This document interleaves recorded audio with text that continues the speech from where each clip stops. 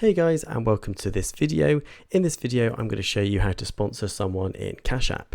If you guys are new to the channel, if you could give us a like and consider subscribing, that would be amazing. Okay, let's get straight into it. So the first thing you're going to want to do is obviously open up your Cash App application on your phone, and then you want to go to the top right hand corner and click on the profile icon. Okay, and once you've done that, you're going to come up with this page here for your account, and we're going to scroll all the way down to the bottom and select family.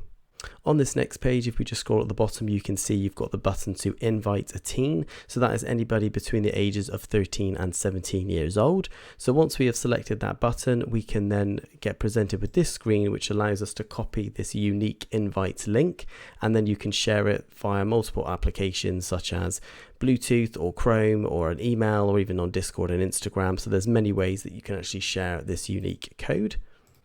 Okay, and once you've actually copied that link and actually sent it to them and shared it, the 13 to 17-year-old teen will actually then go on to create a Cash App account, and you'll actually be able to track this on the sponsored accounts activity section of your Cash App in real time.